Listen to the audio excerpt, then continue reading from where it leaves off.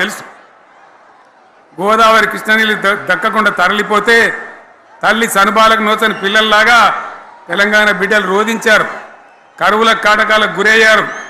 అర్ధరాత్రి కరెంట్లు పెట్టబోయి పాములు గుట్టి తేలు గుట్టి చాలా భయంకరంగా అనాథల్లాగా చనిపోయినారు.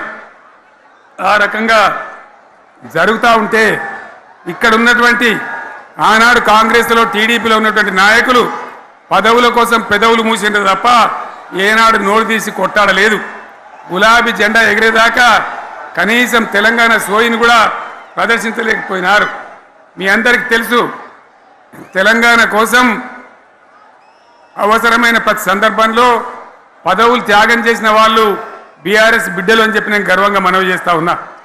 కానీ పదవుల కోసం తెలంగాణను ఆగం చేసిన వాళ్ళు ఆనాడు ఉన్నటువంటి కాంగ్రెస్ నాయకులు అని చెప్పి కూడా నేను మనవి చేస్తూ ఉన్నా. చంద్రబాబు నాయుడు ఆనాడు ముఖ్యమంత్రిగా ఉండి ఎంత ఘోరమంటే హైదరాబాద్ నడిబొడ్డున ఉండే తెలంగాణ గడ్డలో ఉండేటువంటి రాజధానిలో మన శాసనసభలో తెలంగాణ పదాన్నే నిషేధించినాడు. తెలంగాణ అనవద్దని స్పీకర్ ద్వారా రూలింగ్ ఇప్పించినారు. ఇదే జిల్లాకు చెందినటువంటి ప్రణయ్ భాస్కర్ గారు ఆ రోజు ఎమ్మెల్యేగా శాసనసభలో తెలంగాణ అంటే అది నేరమైనట్టుగా పరిగణించి తెలంగాణ పదాన్నే నిషేధించేటువంటి ప్రయత్నం చేసినారు. మిత్రులారా, మీకు అందరికీ చరిత్ర తెలుసు. ఆనాడైనా ఏనాడైనా ఈవెన్ ఈనాడైనా తెలంగాణకు విలన్ నంబర్ 1 కాంగ్రెస్ పార్టీ అని మనవి చేస్తా ఉన్నా. మనందరికీ కూడా తెలుసు ఆ విషయం. తెలంగాణ హైదరాబాద్ స్టేట్ పేరుతో ఉన్ననాడు ప్రజలు వద్దంటుంటే కూడా బలవంతంగా తెలంగాణను ఆంధ్రాతో కలిపిన వాళ్ళే. ఏందా బాబు, ఏందా పని లేదా? రెడ్డి ఎవరెవలాడి పోండి, మీకేం పని లేదావా? ఈ 10 మంది కాదు కదా, సభ అంతా ఉంది కదా, ఉండండి, కామ్ ఉండండి, డిస్టర్బ్ చేయదు మీరు. అట్లా బలవంతంగా ఆనాడు ఆంధ్రలో విలీనం చేసింది కాంగ్రెస్ పార్టీ, జవహర్లాల్ నెహ్రూ. 69లో ఉద్యమం వస్తే 400 మంది తెలంగాణ బిడ్డలను పిట్టల్లాగా కాల్చి చంపింది ఇందిరాగాంధీ ప్రభుత్వం, ఆనాడు ఉన్నటువంటి కాంగ్రెస్ పరిపాలన.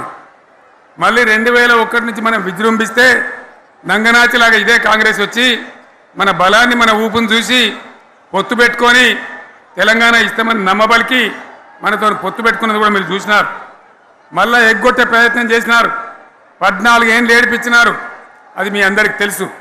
వాళ్ళు ఎట్టెట్లా చేస్తూ ఉంటే వాళ్ళ మోసాన్ని కప్పేయడానికి నేను ఇదే జయశంకర్ సార్ కలిసి 36 పార్టీలతోని సమ్మతి లేఖలు తెచ్చినాం.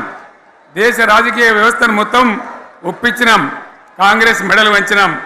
అప్పటికి కూడా ముందుకు రాకపోతే కేంద్ర మంత్రి పదవుల్లో ఉన్నటువంటి మేమందరం, ఇక్కడ రాష్ట్రంలో మంత్రులుగా ఉన్నటువంటి మిత్రులు అందరం కూడా రాజీనామాలు వాళ్ళ ముఖాన కొట్టి బయటకు వచ్చి మళ్ళా ఉద్యమ జెండాలు పట్టుకున్నాం.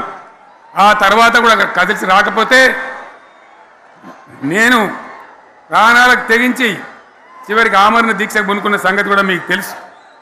ఆ సందర్భంలో భయపడ్డ కాంగ్రెస్ పార్లమెంట్లో ప్రతిపక్షాలన్నీ కాంగ్రెస్ గొంతు పట్టుకుంటే అప్పుడు దిగివచ్చి తెలంగాణ కోసం ప్రకటన చేసిన విషయం మీకు తెలుసు.